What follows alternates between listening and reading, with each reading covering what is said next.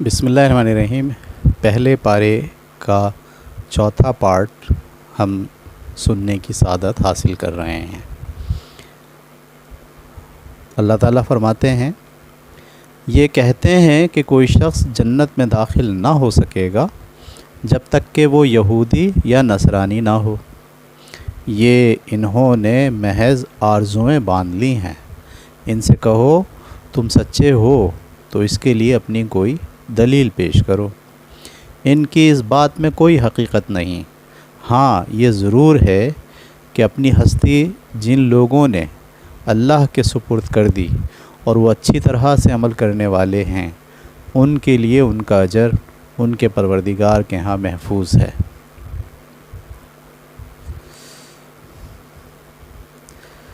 اور ان کے لیے نہ وہاں کوئی اندیشہ ہے اور نہ وہ کبھی غم زدہ ہوں گے۔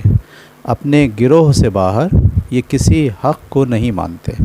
چنانچہ یہودی کہتے ہیں کہ نصارہ کی کوئی بنیاد نہیں، اور نصارہ کہتے ہیں کہ یہودیوں کی کوئی بنیاد نہیں۔ درا حال یہ کہ دونوں کتاب الہی کی تلاوت کرتے ہیں۔ اسی طرح بالکل انہی کی سی بات ان لوگوں نے بھی کہی جو خدا کی کتاب کا کوئی علم نہیں رکھتے۔ چنانچہ اب اللہ ان کے درمیان قیامت کے دن ہی اس معاملے کا فیصلہ کرے گا جس میں یہ لوگ جھگڑ رہے ہیں۔ اپنے انہی اختلافات کی وجہ سے یہ ایک دوسرے کی عبادت گاہوں کو ویران کرتے رہے ہیں۔ اور اس شخص سے بڑھ کر ظالم کون ہے جو اللہ کے معبودوں میں اس بات سے منع کرے کہ وہاں اس کا نام لیا جائے اور ان کی ویرانی کے درپے ہو۔ ان کے لیے اس کے سوا کچھ زیبا نہ تھا کہ ان معبودوں میں جائیں تو اللہ سے ڈرتے ہوئے جائیں، لیکن انہوں نے سرکشی اختیار کی تو اب ان کے لیے دنیا میں بھی ذلت ہے اور قیامت میں بھی ایک بڑا عذاب ان کا منتظر ہے۔ یہ اس لیے ہوا کہ ان میں سے کسی نے مشرق کو قبلہ ٹھہرا لیا اور کسی نے مغرب کو، اور حق یہ ہے کہ مشرق و مغرب سب اللہ ہی کے لیے ہیں، لہٰذا اللہ کے حکم پر تم جدھر رخ کرو گے وہیں اللہ کی خوشنودی ہے۔ اس میں شبہ نہیں کہ اللہ بڑی گنجائش والا ہے، وہ ہر چیز کو جانتا ہے۔ پھر یہی نہیں، اپنی نجات کے یہ مدعی اس قدر پستی میں گر چکے ہیں کہ انہوں نے کہا ہے کہ اللہ کی اولاد ہے۔ لا ریب، وہ پاک ہے ان باتوں سے، بلکہ زمین اور آسمان میں جو کچھ ہے سب اسی کا ہے، سب اس کا حکم مانتے ہیں۔ زمین اور آسمانوں کو وہی عدم سے وجود میں لانے والا ہے، اور جب کسی بات کا فیصلہ کر لیتا ہے تو اس کے لیے اتنا ہی کہتا ہے کہ ہو جا، تو وہ ہو جاتی ہے۔ اور اس طرح ان لوگوں نے بھی کہا ہے جو کتاب الہی کا علم نہیں رکھتے کہ اللہ ہم سے براہ راست کیوں ہم کلام نہیں ہوتا، یا ہمارے پاس کوئی واضح نشانی کیوں نہیں آتی۔ بالکل اسی طرح جو ان سے پہلے گزرے ہیں، انہوں نے بھی انہی کی سی بات کہی تھی۔ ان سب کے دل ایک سے ہیں۔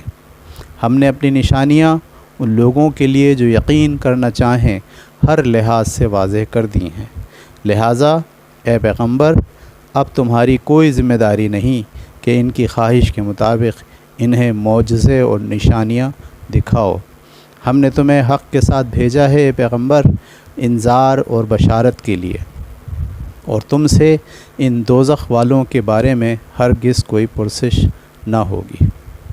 یہ یہود و نصارہ تم سے ہرگز راضی نہ ہوں گے جب تک ان کا مذہب اختیار نہ کر لو، لہٰذا کہہ دو کہ اللہ کی ہدایت ہی اصل ہدایت ہے، اور جان لو کہ اگر تم اس علم کے بعد جو تمہارے پاس آ چکا ہے ان کی خواہشوں پر چلے تو اللہ کے مقابلے میں تمہارا کوئی دوست اور مددگار نہ ہوگا۔ تمہیں مطمئن رہنا چاہیے کہ وہ لوگ جنہیں ہم نے کتاب عطا فرمائی اور ان کا معاملہ یہ رہا کہ وہ اس کی تلاوت کا حق ادا کرتے رہے، اور وہی اس ہدایت پر ایمان لائیں گے، اور جو اس کے منکر ہوں گے تو وہی اصل میں نقصان اٹھانے والے ہیں۔ اے بنی اسرائیل، میری اس نعمت کو یاد کرو جو میں نے تم پر کی تھی، اور اس بات کو کہ میں نے تمہیں دنیا والوں پر فضیلت دی تھی، اور اس دن سے ڈرو جب کوئی کسی کے کچھ بھی کام نہ آئے گا، اور نہ ان سے کوئی بدلہ قبول کیا جائے گا، نہ اسے کوئی سفارش نفع دے گی، اور نہ لوگوں کو کوئی مدد ہی ملے گی۔ اور یاد کرو جب ابراہیم کو اس کے پروردگار نے چند باتوں میں آزمایا تو اس نے وہ پوری کر دیں۔ فرمایا میں نے فیصلہ کیا ہے کہ تمہیں لوگوں کا امام بناؤں گا۔ عرض کیا اور میری اولاد میں سے؟ فرمایا میرا یہ عہد ان میں سے ظالموں کو شامل نہیں ہے۔ اور یاد کرو جب ہم نے سرزمین عرب میں اس بیت الحرام کو لوگوں کا مرجع اور ان کے لیے پناہ کی جگہ قرار دیا، اور حکم دیا کہ ابراہیم کی اس قیام گاہ میں نماز کی ایک جگہ بناؤ، اور ابراہیم و اسماعیل کو اس بات کا پابند کیا کہ میرے اس گھر کو ان لوگوں کے لیے پاک رکھو جو اس میں طواف کرنے، اعتکاف کرنے اور رکوع و سجدہ کرنے کے لیے آئیں۔ اور یاد کرو جب ابراہیم نے دعا کی کہ اے پروردگار اس شہر کو امن کا شہر بنا دے، اور اس کے لوگوں میں سے جو اللہ اور قیامت کو ماننے والے ہوں انہیں پیداوار کی روزی عطا فرما۔ اللہ نے فرمایا اور جو منکر ہیں ان چیزوں سے چند روز کے لیے تو فائدہ اٹھانے کی مہلت میں انہیں بھی دوں گا، پھر دوزخ کے عذاب میں پکڑ بلاؤں گا، اور وہ بہت ہی برا ٹھکانہ ہے۔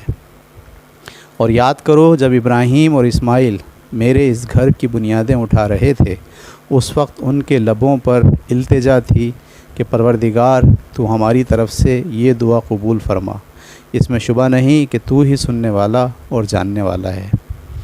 پروردگار اور ہم دونوں کو تو اپنا فرما بردار بنا، اور ہماری اولاد سے بھی اپنی ایک فرما بردار امت اٹھا، اور ہم کو ہماری عبادت کے طریقے بتا، اور ہماری توبہ قبول فرما۔ اس میں شبہ نہیں کہ تو ہی بڑا توبہ قبول کرنے والا اور اپنے بندوں پر رحم فرمانے والا ہے۔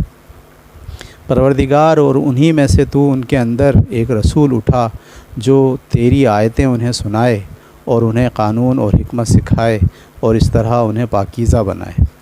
اس میں شبہ نہیں کہ تو ہی بڑا زبردست ہے، بڑی حکمت والا ہے۔ اور ابراہیم کے دین سے کون ہے جو انحراف کرے؟ ہاں وہی جو اپنے آپ کو حماقت میں مبتلا کر لے۔ ہم نے اس کو دنیا میں بھی اپنے لیے خاص کیا تھا، اور قیامت میں بھی وہ صالحین میں سے ہی ہوگا۔ وہی ابراہیم کہ جب اس کے پروردگار نے اسے حکم دیا کہ اپنے آپ کو حوالے کر دو، اس نے فوراً کہا میں نے اپنے آپ کو پروردگار عالم کے حوالے کر دیا۔ اور اسی دین کی نصیحت ابراہیم نے اپنے بیٹوں کو کی تھی، اور اسی کی نصیحت یعقوب نے کی تھی۔ اس نے کہا تھا کہ میرے بچوں، اللہ نے یہی دین تمہارے لیے منتخب فرمایا ہے، اس لیے اب موت کے وقت تک تمہیں ہر حال میں مسلمان ہی رہنا ہے۔